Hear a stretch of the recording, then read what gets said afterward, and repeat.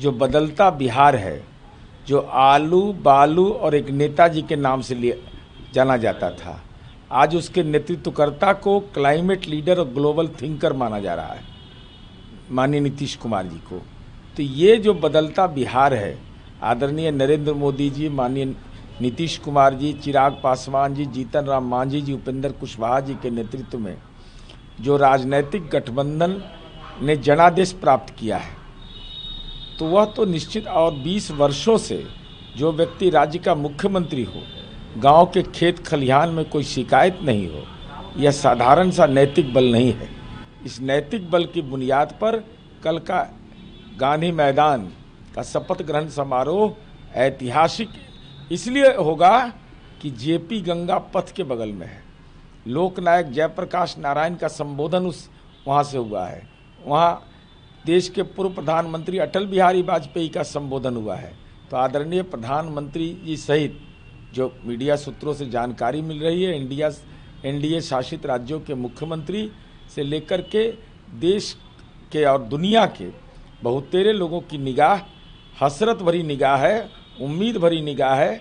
तो बिहार की जनता को उम्मीद पूरा करने का कल वह शपथ ग्रहण समारोह है। आरजेडी जनादेश को तो मान ही नहीं रही है। वो कह रही है कि कहीं ना कहीं ईवीएम में गड़बड़ी है, 25,000 वोट पहले से ईवीएम में मौजूद थे, इसलिए हम लोग ज़्यादातर सीटों पे बड़े अंतर से हारे। देखिए जगता बाबू, कार्यकर्ता को जलील नहीं करना चाहिए।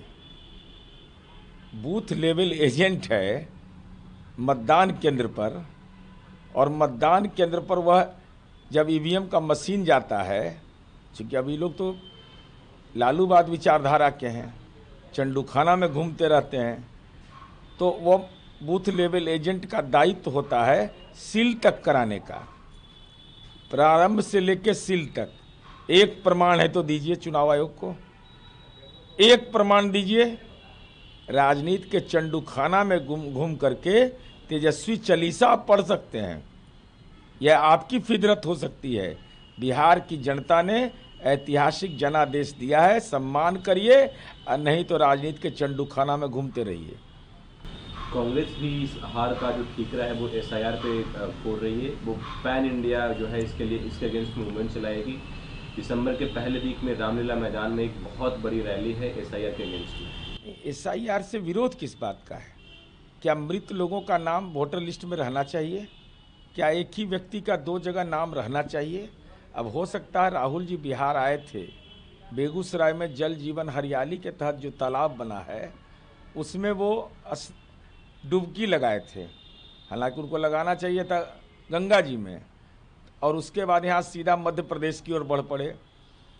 तो वन जीवों के बीच घूमे, जंगल में घूमे, तो जंगल का जो ज्ञान का प्रदूषण है ना, वो उनको हो गया है। एसआईआर पहले भी हुआ है, आपके पास बूथ लेवल एजेंट नहीं था बिहार के अंदर में, नहीं तो 90,000 बूथ अनुमानित थे। बूथ लेवल एजेंट की सूची जारी करिए।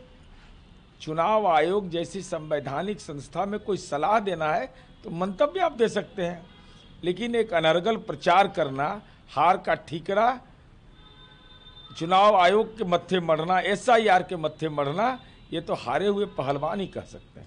अब तो शशि थरूर भी पीएम मोदी की तारीफ खुलेआम कर रहे हैं। उन्होंने ट्वीट किया है, पीएम मोदी का बहुत तारीफ किया है। तो कहीं ना कहीं ये कांग्रेस में भी अब राहुल गांधी की स्वीकार्यता मंजूर नहीं है।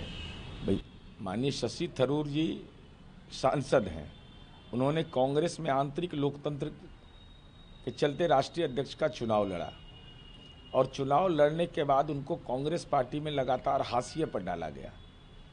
और सच को कबूल तो वही व्यक्ति कर सकता है जिसके अंदर आत्मबल हो, नैतिक बल हो। तो स्वाभाविक है ना, शशि थरूर अगर माननीय माननीय प्रधानमंत्री जी के पक्ष में बोल रहे हैं, तो दुनिया के अंदर में पहलगाम की आतंकी घटना के बाद दुनिया में हमने पाकिस्तान को अलग थलग किया, और वह देश का राजनयिक संदेश था। इस संदेश में शशि थरूर की भूमिका है। तो शशि थरूर राष्ट्र के पक्ष में, राष्ट्र के आदरणीय प्रधानमंत्री जी के पक्ष में, और जो सच है उसको कबूल कर रहे हैं। प्रशांत किशोर चुनाव परिणाम के बाद मीडिया के सामने आए और उन्होंने जो वादे किए थे कि हम राजनीति छोड़ देंगे, उनसे सवाल किया गया, उन्होंने कहा है कि मैं किसी पद पे हूँ ही नहीं, मैं क्या छोड़ूं। या किससे संन्यास लें? आदरणीय प्रशांत किशोर जी का मन राजनीतिक रूप से अशांत है, तो अशांत आदमी तो ही मंतव्य दे सकता है। तो जब आप पद पर थे ही नहीं तो अपने जाल में अपने फंस गए, तो आपने ये मंतव्य कैसे दे दिया था? आप तो सूत्रधार माने जाते हैं, कोई पद पर आप नहीं हैं, यह सच है। चूँकि आपकी पार्टी निबंधित कब हुई इसकी भी जानकारी है, उसके राष्ट्रीय अध्यक्ष शरद कुमार मिश्रा संभवतः वो कब हटे उसकी कोई प्रक्रिया अपनाई नहीं गई है। सच को कबूल करिए, जनता ने नीतीश कुमार जी के इंटीग्रिटी पर जो आपने सवाल खड़ा किया था, जनता ने करारा जवाब आपको दिया है।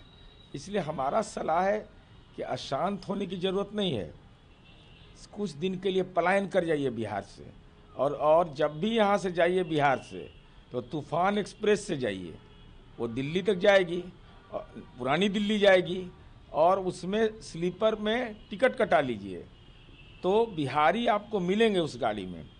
वो आपको बताएंगे कि हमारे गांव की आबो हवा क्या थी और आपने मुद्दे क्या अपनाए थे।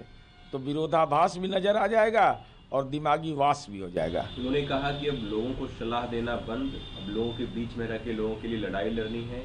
कल एक तरफ शपथ ग्रहण होगा, दूसरी तरफ वो विद्यारवा आश्रम, गांधी आश्रम है, वहाँ पे जाके वो मौन अनशन पे बैठेंगे। नहीं, स्वाभाविक है, राष्ट्रपिता महात्मा गांधी के चरणों में शीश झुका करके कहेंगे कि हमने तो जनता के बीच वायदा किया था कि हमको मौका मिलेगा तो 1 घंटे में हम शराबबंदी खत्म कर देंगे। तो अपराध बोध का एहसास होगा। शराब विटामिन है, शराब कैल्शियम है, ये अब तक इनकी जानकारी थी, तो इस संबंध में अपराध बोध के लिए वो बैठेंगे। दूसरा कि जो अनर्गल आरोप लगा रहे थे जिसको जनता ने अस्वीकार कर दिया, तो मन जब अशांत हो ना, तो राष्ट्रपिता महात्मा गांधी के चरणों में शीश झुकाते हुए कौशाम्बी चले जाइएगा। कौशाम्बी में महात्मा बुद्ध की वह धरती है, या बोध गया चले जाइए, राजगीर चले जाइए, वहाँ भी कुछ दिन मौन रह जाइए। अब मौन रह के आत्मज्ञान प्राप्त कर लीजिए कि राजनीति में जो गुनाह किया है उसको जनता ने गुनाहनामा के रूप में कबूल कर लिया है।